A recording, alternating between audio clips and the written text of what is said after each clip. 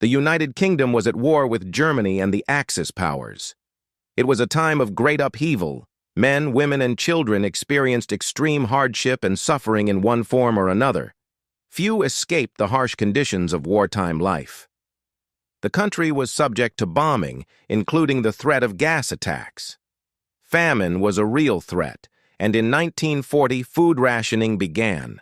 Rations were introduced for meat, sugar, butter, cheese, eggs, and even clothing. Over 1 million children were evacuated from cities and forced to adjust to being separated from their families and friends. London was bombed for 57 consecutive nights, and other major cities and ports were subjected to massive air raids.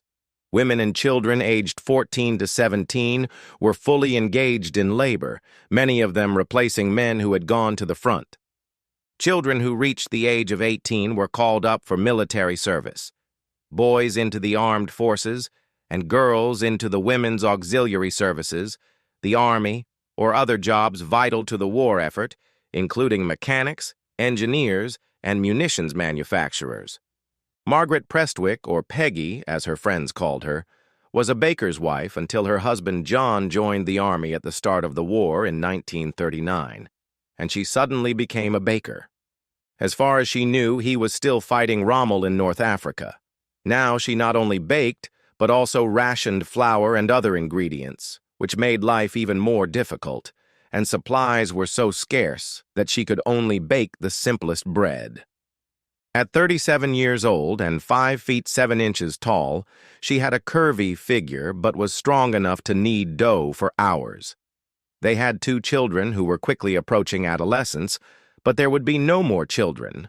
An emergency hysterectomy after the birth of her second child meant that the large family she had dreamed of would be limited. Her sweet face was framed by long brown hair, which she usually pinned up with lots of barrettes. In many ways, she was unremarkable, but she was quiet and popular, and everyone loved her. Everyone considered her a wonderful mother to her 2 children. On the rare occasions when she dressed up, she wore simple A-line dresses, which were convenient as rationing severely limited her choice of clothing. She usually wore shoes with 3-inch heels. After the disaster of the war in France and the despair caused by the evacuation from Dunkirk, the Battle of Britain began in the summer of 1940. Throughout the summer, the Royal Air Force fought against the much larger and better armed Luftwaffe for air supremacy. Polish, Canadian, Czech, and pilots from other countries supported the British forces, which were significantly outnumbered. The commander of the local Royal Air Force unit was extremely concerned about the morale of his increasingly younger pilots and tried to allocate his scarce resources in such a way as to maintain the combat effectiveness of his troops. He could give the pilots 1 day off, but that was not enough for them to return home, and he did not want them to go to London, where they were at risk of both excessive alcohol consumption and continued air raids. The reality was that these few men were the country's only hope of avoiding a Nazi invasion. The commander's sister, Claire, lived in a neighboring village. He asked her if the pilots could spend some time there and get a taste of home life. Claire, as chairwoman, suggested that the Women's Institute invite the pilots to the village so they could try home cooking. Peggy was shocked by the statistics Claire gave her. The pilots' life expectancy was alarmingly short. The thought that her own family and friends could find themselves in such a situation was terrifying, as her son dreamed of becoming a pilot. The average age of the recruits was only 20, and the average training period was just 2 weeks. Hundreds of fighter planes had already been lost, and there was no time to mourn their fallen comrades. This meant that some of the new pilots had very limited experience and minimal flying hours. The Women's Institute supported Claire's idea and decided that it could provide the young people with a home away from home for 1 day. Various options were discussed. A day filled with various activities, time in a village pub, home-cooked meals, a night in a comfortable bed, and a good breakfast before returning to duty. The college felt that this was the least it could do, as everything in those days was focused on helping the war effort. They set to work, efficiently and enthusiastically organizing everything necessary, dividing up the tasks, and, as always, coming together as one community. Plans were made for sports games and entertainment on the lawn. A football match would undoubtedly be a popular event and would allow the village children to participate. Then, a dinner with dancing was planned for the adults in the village hall, and the children could pitch tents and spend the night with the scout leaders. Peggy's son and daughter, Robert and Susan, were thrilled at the prospect of an adventure with their friends. The pilots were to be accommodated for the night throughout the village and return home the next day. Peggy agreed to take in one of the pilots. The sports competitions and games were great fun, as was the dinner in the hall, and afterwards the pilots had a couple of beers at the local pub. It was like a slice of English life before the horrors of war. Peggy's story. I met the young man I was supposed to host for dinner. David was 20 years old, very handsome, and extremely polite. He was amazed at what we had managed to cook with our meager food ration cards and said it reminded him of his mother's cooking. Later, I noticed that he was glancing nervously at us from under his eyebrows. I asked him if he wanted to dance. He hesitated and replied, "I'm not a very good dancer." I smiled and said, "Fortunately, that doesn't matter at all, and come on." I pulled him onto the dance floor. His colleagues applauded warmly, and I could see him blushing with embarrassment. I hadn't danced in a long time, but I remembered everything and helped David. It was fun, and he was very respectful. I encouraged him to hold me properly and put his arm around my waist. He quickly learned to dance, as young people do, and relaxed. I was pleased to see that he was enjoying himself, and I must admit that I was having a wonderful time myself. For a moment, I remembered dancing with my husband, John, but I tried to push the thought away and focus on David. Then I noticed that he was looking at my breasts. I was shocked and didn't know how to react. I think it was natural for a young man, and it was very quick. The rest of the time, he looked me in the eyes.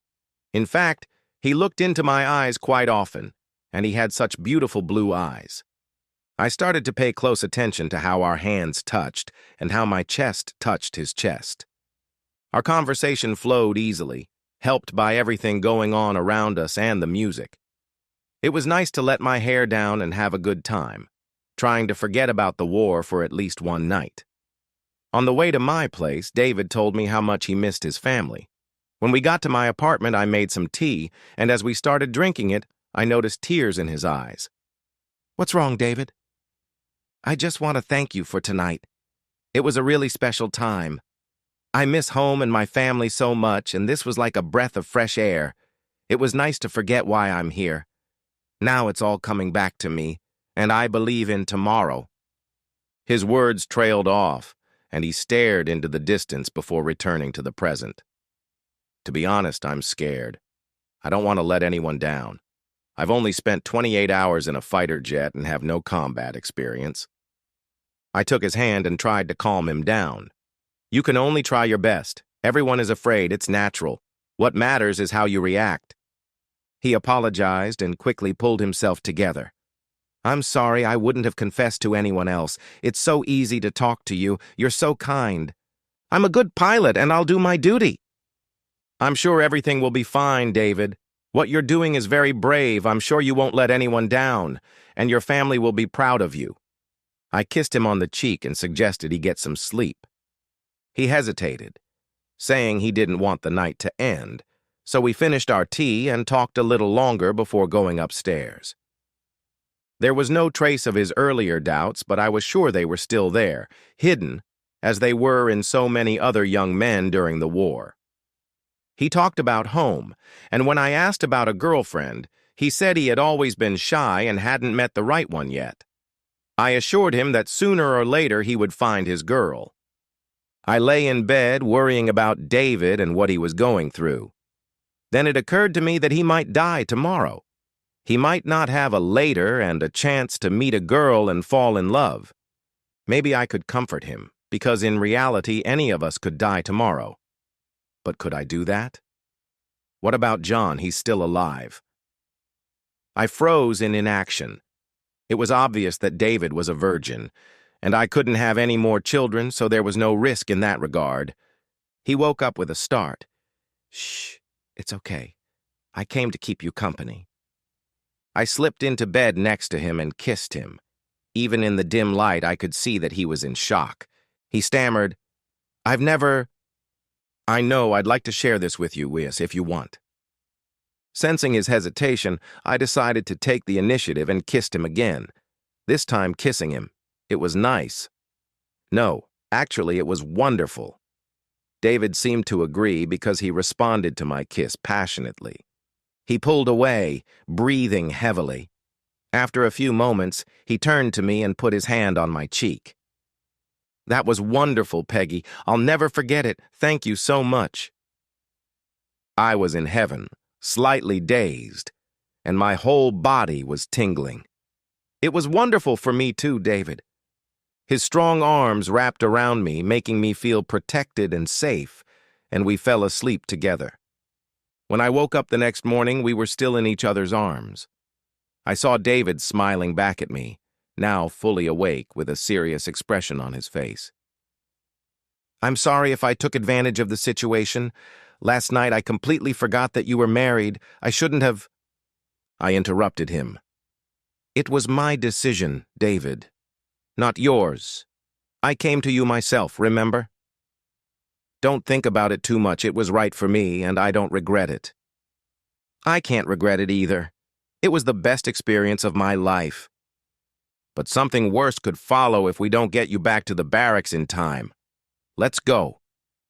We said goodbye at the door, and I stroked his hair before we kissed. "Be careful." "I'll try, Peggy." I had no way of contacting David to find out if he was okay, and I was endlessly worried about him. When I saw him at an event 2 weeks later, I felt a huge sense of relief and almost cried. I couldn't help but hug him on the lawn in the village, but I tried to make it look friendly rather than romantic and let him go quickly. He looked so handsome, happy, and full of life.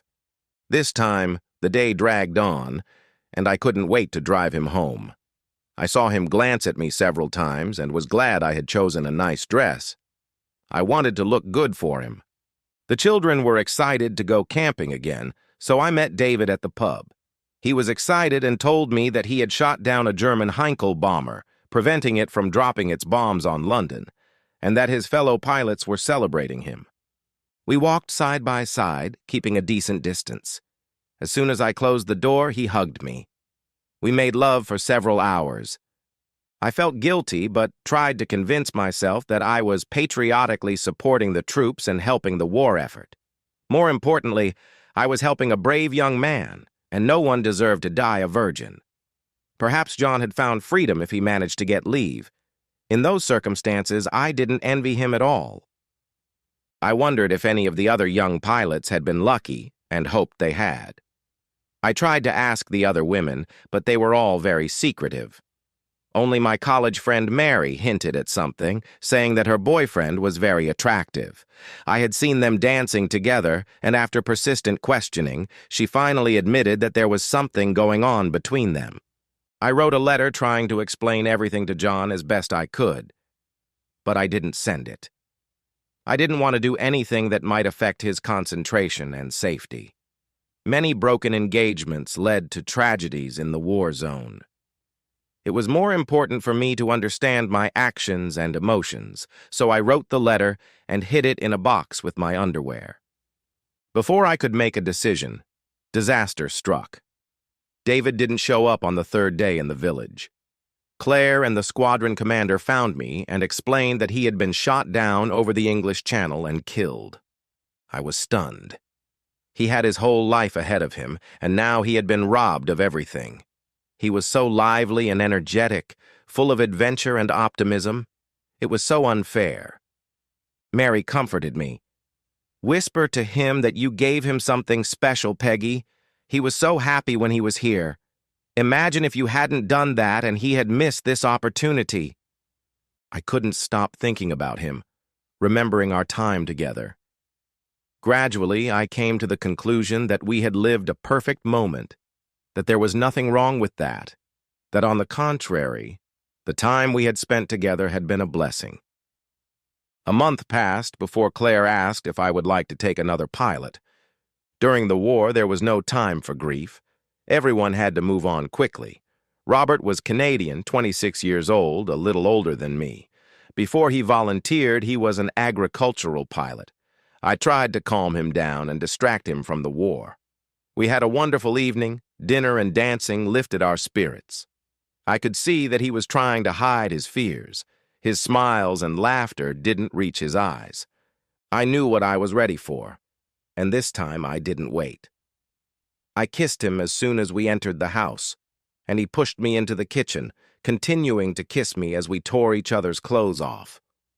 It was passionate, almost desperately. After that, I led him to the bedroom to do it all over again, and we made love. I wasn't sure I had done everything right, but he was thrilled. He brought me a towel and gently wiped my face. "Thank you, Peggy. That was amazing. I really loved that you did that for me." I smiled, discovering that I liked having that kind of effect on a man, and I didn't mind his tastes or actions at all.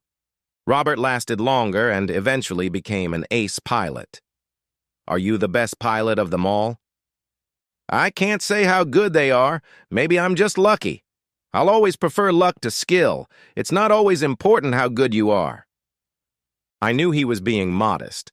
I had heard other pilots say that he was a natural talent and one of the best they had ever seen. He had survived the war, shooting down 18 planes. I broke up with him after his 6th visit, as it was starting to feel too much like a romance, and we were both becoming emotionally attached to each other. September arrived, and by some miracle, the British and their allies won the Battle of Britain. The few RAF pilots stood up to the superior forces of the enemy and prevented the Nazis from gaining the air superiority they needed for a full-scale invasion. It was another 5 years before my husband returned home. I did not repeat my actions in the summer of 1940. My initial joy at seeing John faded pretty quickly. He was a stranger to me and the kids. The war had changed him, and the cheerful, carefree young man I had married was now a serious and withdrawn man. He never talked about his war experiences, even when I suggested it might help him. Whatever it was, it had affected him deeply. Reconstructing our relationship was very difficult. What had once been love now seemed like friendship. But I was determined to stay with him and keep trying. He deserved it. I also knew that I had to confess my sins and my relationship with the two young men.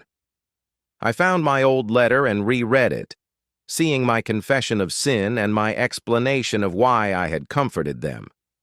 I did not regret what I had done, still believing that I had done the right thing under the circumstances. I was glad that I had given David and Richard a little happiness. I didn't object to the divorce. All I asked was that we both remain in our children's lives. Divorces were unusual, but John had a right to it because I had broken my vows. On Sunday evening, I handed him a sealed letter, saying, "There is something you need to know. I have tried to explain everything as best I could in this letter." Without giving me a chance to respond, he threw the letter into the fire, watched it burn, and then said quietly, "Some things are better left in the past. It's history, and it's better not to dwell on the past." I was sure he knew or guessed. There were probably rumors about the pilots in the village, but he never asked me about it. Obviously, he had experienced something he didn't want to talk about. I wondered what had happened to him. Maybe it was war and death, or maybe he had had his own romances, and he desperately wanted to regain some semblance of a normal life after 6 years of combat. Like John, I didn't want to dwell on possibilities. We needed to focus on the future. So my letter and confession remained in the fire.